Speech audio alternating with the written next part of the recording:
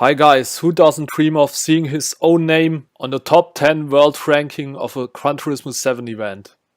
So you can practice for years and spend thousands of hours to become one of the world's fastest players. Or you just do this. Maybe the most stupid way to make it to the top of a ranking board. Bugatti Veyron on the Nordschleife sounds exciting, but it's not, because our task is to save as much fuel as possible. The first thing we do is setting the fuel map on 6. Instead of going 0 to 100 in less than 3 seconds, we do 0 to 20 without even touching the throttle.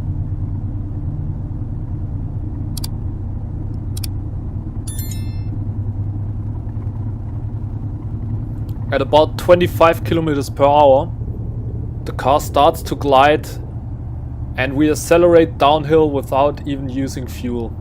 Our goal is to maximize the speed on the downhill parts, so we take a wide line through the first corners. If our speed drops too low for the current gear, our car will apply a small throttle input. I found out this is the most fuel efficient way to get your car around the track in Gran Turismo 7. So I use this small throttle inputs on the downhill parts to carry more speed to the next uphill part.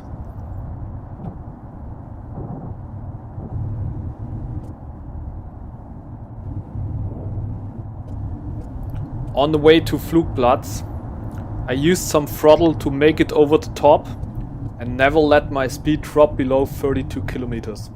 This allows us to start gliding early without using too much fuel until we reach our next downhill part. By the way, let me know in the comments what you think about a challenge like this. Is this Gran Turismo or is it just stupid? Also leave a comment what was your best result in this challenge.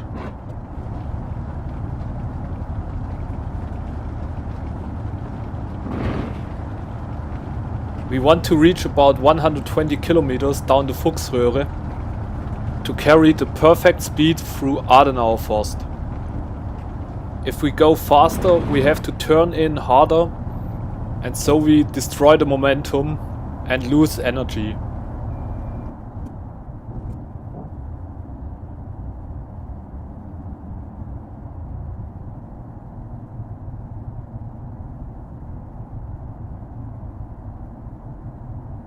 We just want to make it over the top here, because now we have a downhill part till Werseifen.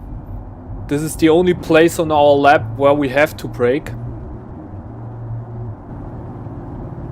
I think about 80 kilometers per hour is just perfect. I made a small mistake and clipped the inside of the curb.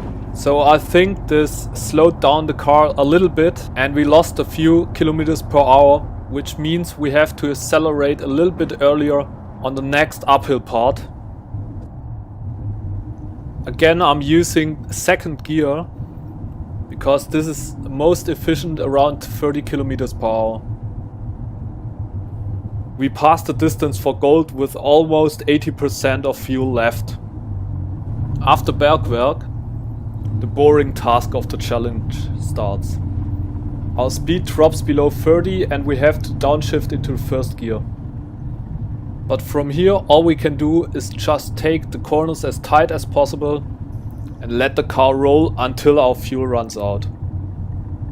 So if you are tired of action and high speed races all the time, go for this challenge and top your friend list. And of course tell me if you found a way to go even further.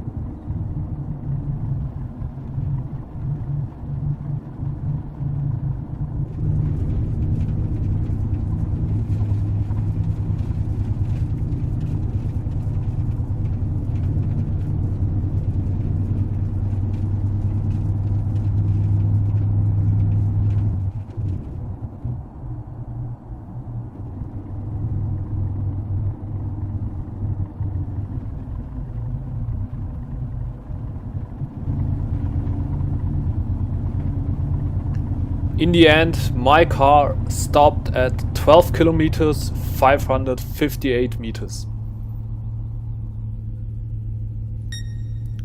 This is good enough for 8th place at the moment. But yeah, I don't know what's the trick of the first place doing more than one lap. I guess this must have been some kind of glitch, or he found a special technique that I didn't discover yet.